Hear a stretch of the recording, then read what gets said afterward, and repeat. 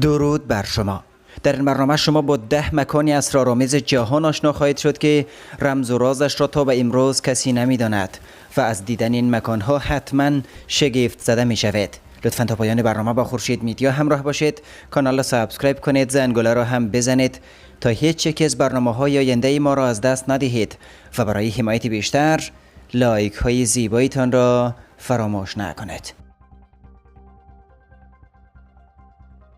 برنامه خود را از کوه ووتووارا آغاز می‌کنیم. این کوه در جمهوری کریلیا در شمال غربی روسیه قرار گرفته و راز بزرگی را در خود پنهان کرده. کوه ووتووارا تماشایی و همزمان ترسناک به نظر می‌رسد و سنگ‌های این کوه شکلی عجیب و غریبی را به خود گرفته. در اینجا درختان کاج میرویه که بلندیش تنها به 1 متر میرسه. حیوانات و پرندگان در اینجا تقریباً وجود ندارند و دریاچه‌اش غیر قابل زیست است.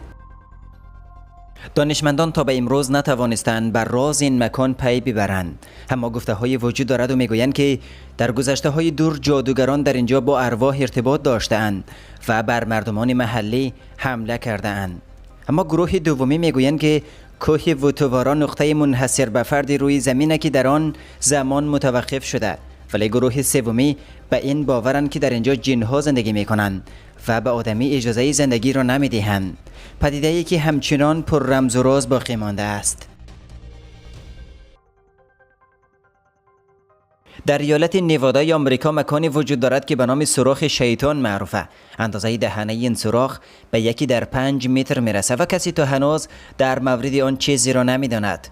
وقتی دانشمندان 90 متر وارد آن شدند، متوجه آبی شدند که حداقل 203 متر دیگر به عمق زمین ادامه پیدا میکنه. زمین شناسان بیشتر از این نتوانستند تحقیقات روی سوراخ شیطان انجام دهند. دوربین به دلایل نامعلومی خاموش میشد و بعضی از محققین از هوش میرفتند. دانشمندان بعدها دلیل این مسئله را بیان کردند. گازی میتان از این سوراخ بیرون می آید و منبع اصلی آن معلوم نیست. داخل این مکان آبی فراوان وجود دارد و دمای آن به 33 درجه سانتیگراد می رسد.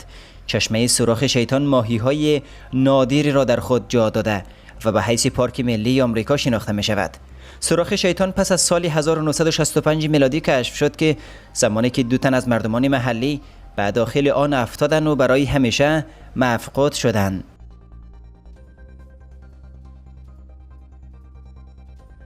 در کشور انگلیس منبع آبی وجود دارد که آبش پس از کمی جریان به سنگ تبدیل می شود. در گذشته ها این پدیده جادوگری شمرده می شد، ولی حالا گفته می شود به دلیل مینرال های زیادی که در آب وجود دارد این اتفاق رخ می دهد و به خاطر همین مسئله نوشیدن این آب اصلا توصیه نمی شود.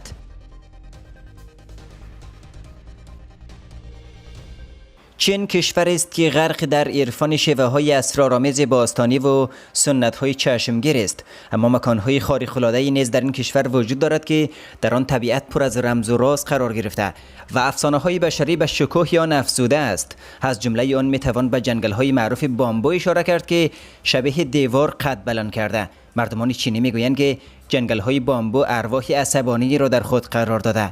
برای همینه که خیلی از آدم‌ها وقتی داخل آن میروند برای همیشه ناپدید میشوند.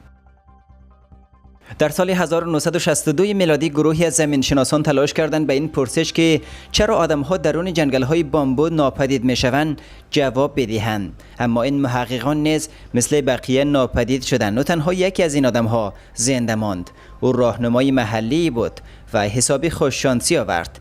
مرد در زمانی که تمامی جنگل‌ها را ابر و تاریکی فرا گرفته بود از گروه محققان فاصله می‌گیرد. زمانی که ابر و تاریکی از میان جنگل‌ها عبور کرد همه محققان ناپدید شدند و تنها راهنما باقی مانده بود. جستجوی گروه نجات نیز اصلاً نتیجه نمی‌دهد. اما از همه مهمتر این که نه تنها در میان جنگل‌های بامبو گردشگران جوان و بی تجربه ناپدید می‌شوند، بلکه گردشگران با تجربه زیاد نیز گم می‌شوند.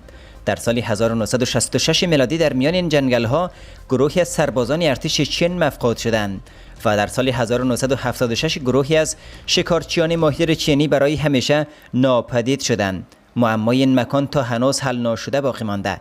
ایده‌ای میگویند که ناهنجاری‌های این منطقه با بخارهای روانگردان مرتبطه که از گیاهان پوسیده منتشر می‌شود، اما گروه دیگر جنگل‌های بامبو را ورود به جهان دومی می‌دانند ولی با وجود ترس و وحشت هنوزم گردشگران ماجراجو عازم این منطقه می شوند. و حالا با چاله عجیب آشنا شوید که اسم دشت شیطان را به خود اختصاص داده. باورهای وجود دارد و میگویند که این مکان در واقع جهانی بیرون و داخل زمین را با هم وصل میکنه. این مکانی ترسناک در جنگل‌های کراسنودر روسیه موقعیت دارد و برای اولین بار این مکان در سال 1908 میلادی به شهرت رسید.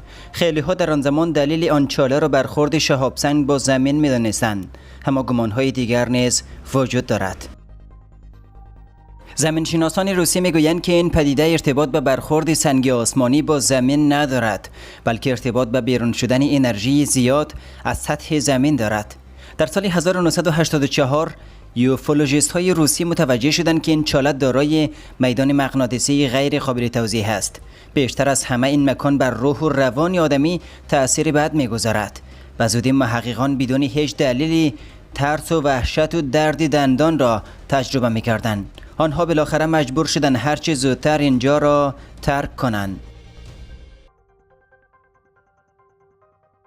اما خیلی ها میگویند که فلات اوستیورت که در آسیای مرکزی قرار گرفته در واقع از مجموعه سنگ‌های تشکیل شده که در گذشته‌های دور ایستگاه فضایی آدم‌های ماقبل تاریخ بوده، ولی علم از ثبوت آن عاجز مانده. در حال حاضر نیز اینجا پدیده‌های غیر قابل توضیحی دیده می شود. مثلا نورهای روشنی را می توان در آسمان اینجا شب هنگام تماشا کرد. اما مهمتر از همه سازه‌های پیکان مانند است که زمین شناسان قبل از این در جای دیگر ندیده بودند. طول هر یکی از این سازه‌ها بین 800 تا 900 متر و عرض آن 400 تا 600 متر می رسد. مسیر این سازه‌ها همگی به سمت شمال شرق قرار گرفته. این سازه‌های پیکان مانند تنها در سال 1986 میلادی در هنگام عکس برداری از هواپیما کشف شد، در حالی که آدمی به راحتی از زمین نمیتواند متوجه آن شود. باستانشناسان میگویند که این سازه‌ها قبل از آمدن انسان به این منطقه ساخته شده. آنها در اینجا اسکلت‌های ماهی را پیدا کردند. به این معنا که زمانی در این منطقه دریا وجود داشته که آبهایش به سمت شمال شرق در جریان بوده، مسیری که تیرک‌ها آن را به خوبی به نمایش می‌گذارد. اما برای بعضی‌های دیگر این مکان می‌تواند بقایایی از بیگانگان فضایی در زمین باشد که تا هنوز کسی توضیحی برای آن ارائه نکرده است.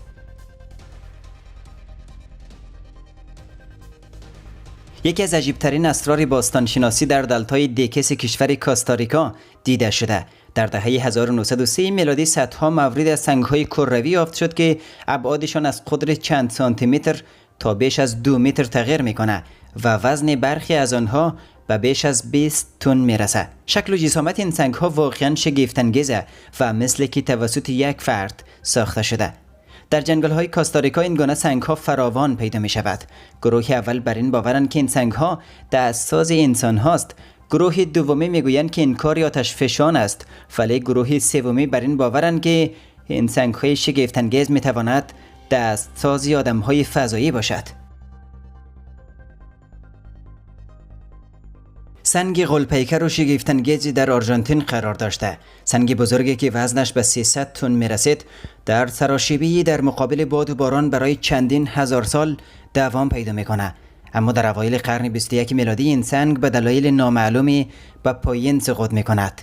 گفته می‌شود دلیل این اتفاق در واقع انفجارات در نزدیکی این سنگ بوده که منجر به سقوط آن به زیر می‌شود. مردمان محلی حالا دقیق شبیه آن سنگ را به جایش قرار داده که توجه خیلی از گردشگران را به خود جلب کرده و شگفتی طبیعت را به خوبی به نمایش می‌گذارد.